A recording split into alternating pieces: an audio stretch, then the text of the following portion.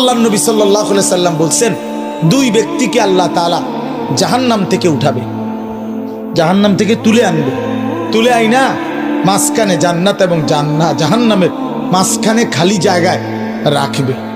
রাখবার পরে মানে বসাইবার পরে, একবারে হাদিস এটা, বসাইবার পরে আল্লাহ আবার বলবে ওই দুইজনকে, যাও জাহান্নামে আবার ঝাঁপ দাও, মানে আবার যাও জাহান্নামে যাও না।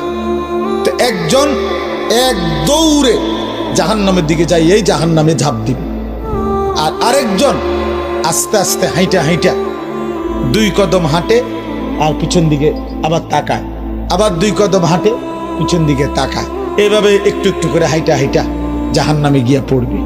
তো আল্লাহ তাআলা আবার দুইজনকে উঠাবে, এই দুইজনকে উঠাইয়া প্রথম জনরে বলবে, তুমি এরকম দৌড় দিয়া জাহান্নামে পড়ে গেলা কেন?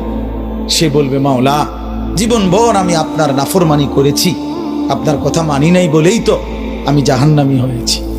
আজ যখন আপনি আমারে জাহান্নাম থেকে তুলে ওই মাঝামাঝি জায়গাতে রাখছেন, রাইকা আবার যখন কইছেন জাহান্নামে যাইতে, পড়তে, লাফ দিতে, তো এটাও তো আপনার একটা হুকুম। চিন্তা করছি জীবনে কোনো হুকুম না মাই নেই তো জাহান্নামী হইলাম, তা আজকে একটা হুকুম মানিয়া, এই জন্য আপনার হুকুম মানার জন্য জাহান্নামে গিয়ে লাফ দিলাম। আল্লাহ বলেন, আমিও তোকে মাফ করে দিলাম, যা জান্নাতে যা। এইবার আল্লাহ তাআলা বলবে দ্বিতীয় জনকে, তুমি এরম করলা কা, তুমি কি তা জানে পিছে পিছে কি চাইলা?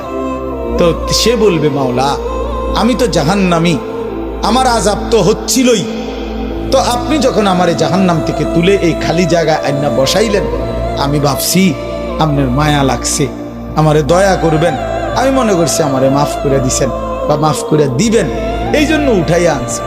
এখন আবার যখন আমারে জাহান্নামেই পড়তে কইছেন, যেন আমি একটু একটু আগাইয়া পিছন দিকে চাই, আপনি কোনো ডাক দেননি আমারে,